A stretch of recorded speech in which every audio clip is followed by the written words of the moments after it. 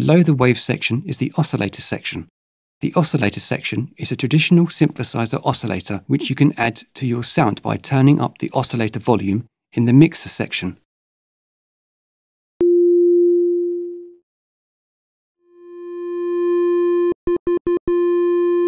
There are 5 waveforms you can use: triangle, pulse, sawtooth, white noise, and pink noise. The semitone control allows you to detune the oscillator in plus or minus 24 semitones.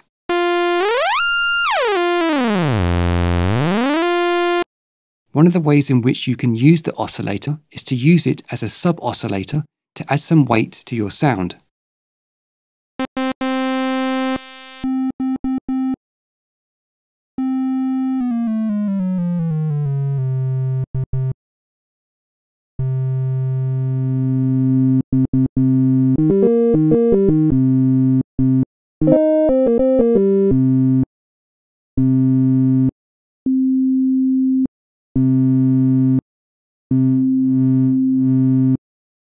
The pulse width parameter allows you to adjust the width of the pulse waveform when it is in use.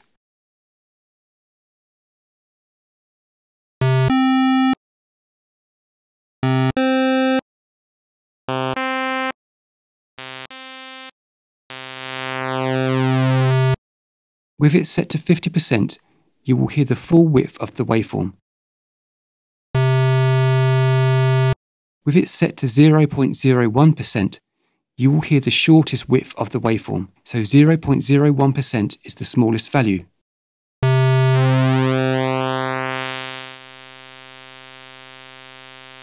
The pulse width can be modulated using the modulation section. To turn this on, you need to click the on switch, which will light up blue when it's turned on. You can either click on the empty box to show a list of controls to use as the modulator, or scroll up and down with your mouse wheel. The amount parameter allows you to adjust the intensity of the modulation either positively by turning it to the right or negatively by turning it to the left.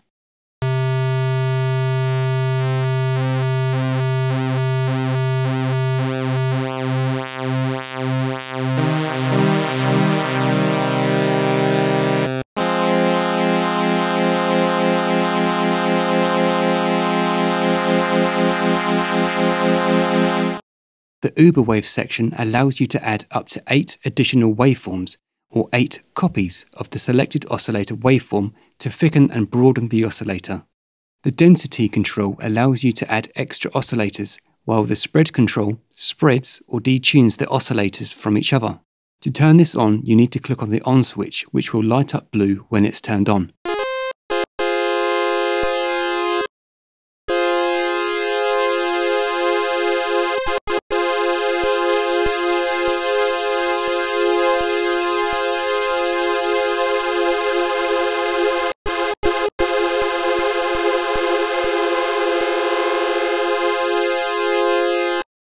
The glide control, or portamento control, lets you glide from one note to another, but only if the notes are played in a legato fashion. To turn glide on, press the switch so it turns blue.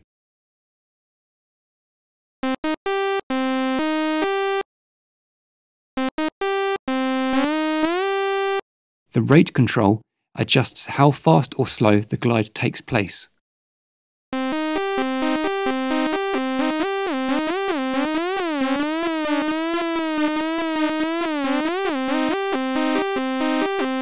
The pitch mod allows you to use different sources to modulate the pitch of the overall sound.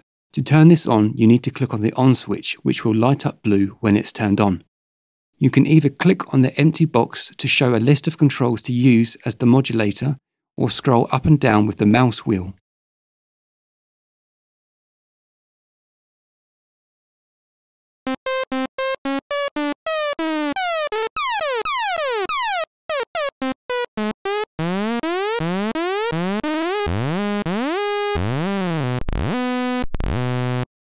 The LFO section has 2 LFOs. Both have the same 6 wave shapes, and to select between them, simply press on the words LFO1 or LFO2. Here, we will demonstrate how to assign an LFO to a destination.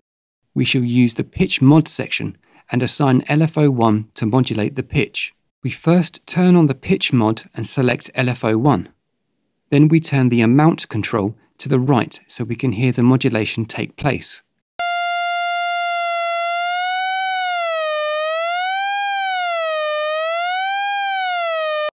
Then we can speed up the modulation by moving the speed control to the right.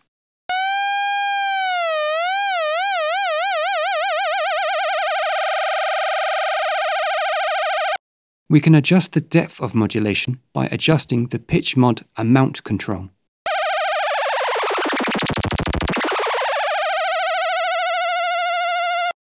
The clocked sync switch allows you to sync the LFO. In either clocked or sync mode, every key press is synced to the same phase stage of the LFO, so the LFO sounds as one.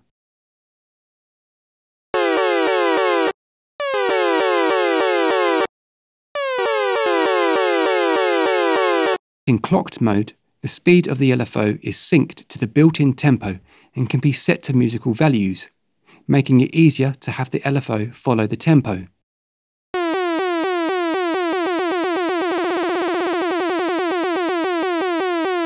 In either clocked or sync mode, every key press is synced to the same phase stage of the LFO. When the switch is set in the middle, the LFO will run freely and will re-trigger on every key press.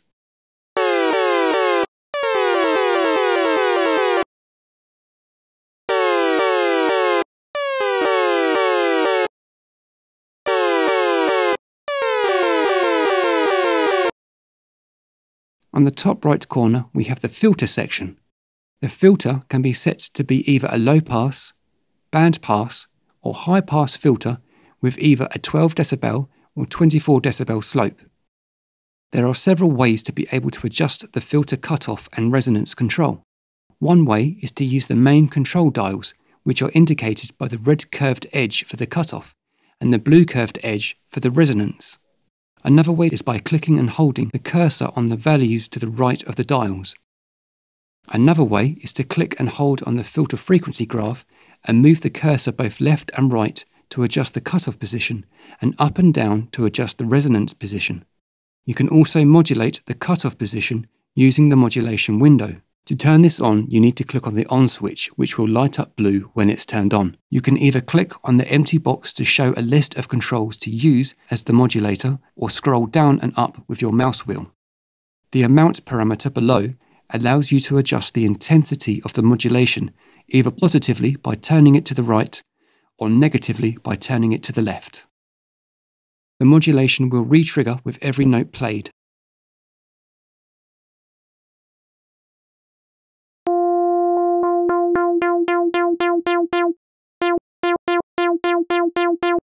You can adjust the key tracking so that the filter cutoff opens or closes more relative to playing lower or higher notes. For example, turn the key tracking positively to the right, then the cutoff will open up more the higher the notes are played.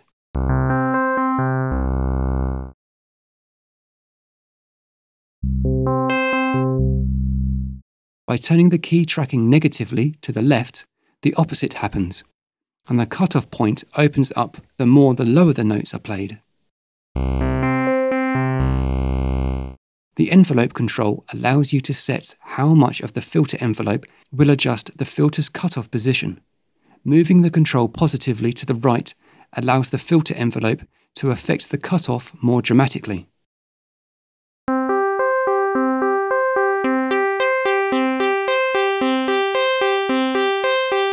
Turning the control negatively to the left will flip the filter envelope control upside down.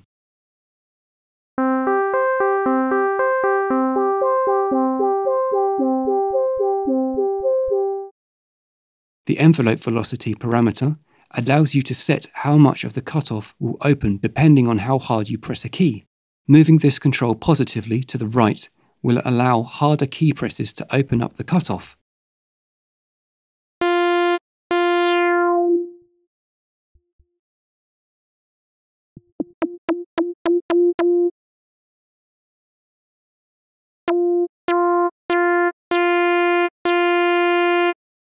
Moving the control negatively to the left will do the reverse. The softer the notes are played, the more the cutoff will open.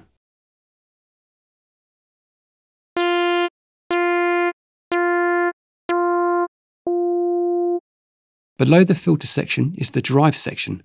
This allows you to add drive to your sound. There are 5 types to choose from, and the level of drive is adjusted using the amount control.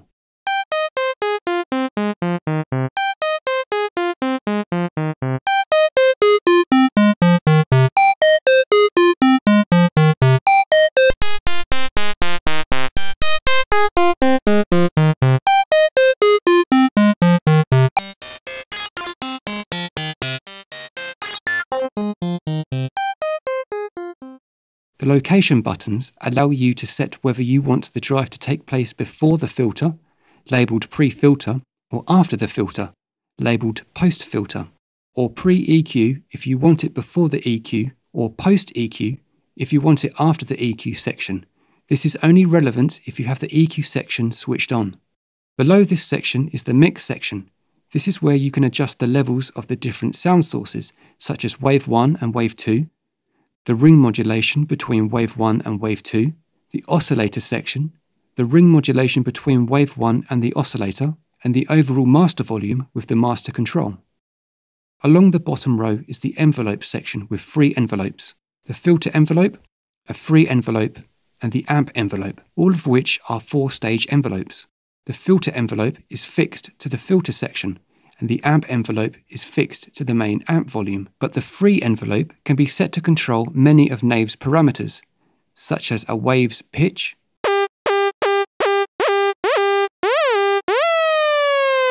panning, LFO depth,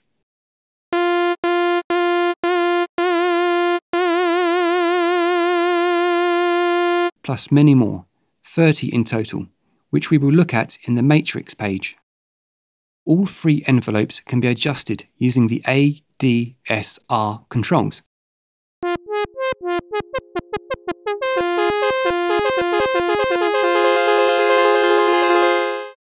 And also by clicking and holding the envelope stage regions on the envelope display and moving your mouse up and down and left and right.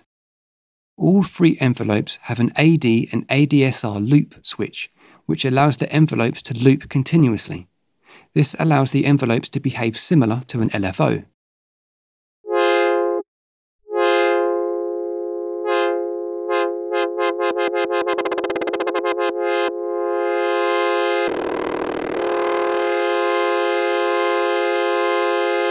ADSR mode allows the release stage to also continue the loop once a note is released.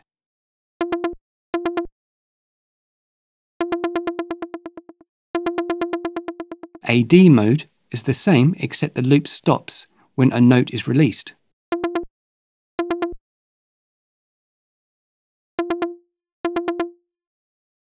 The filter and amp envelope both have 3 switches that allow you to adjust the phase setting for the attack, decay and release stages of the envelope. The A switch lets you set the attack stage to either lin or linear, RC, which simulates an analog circuit and creates a convex slope, and exp, or exponential. The D and R switches allow you to set the decay and release stages to either linear or exponential, respectively. The S switch, or single trigger switch, is a function which works in mono mode only. When mono mode is on and the single trigger switch is not activated, the envelope will re-trigger for every note played. When the single trigger switch is activated, the notes can be played in legato.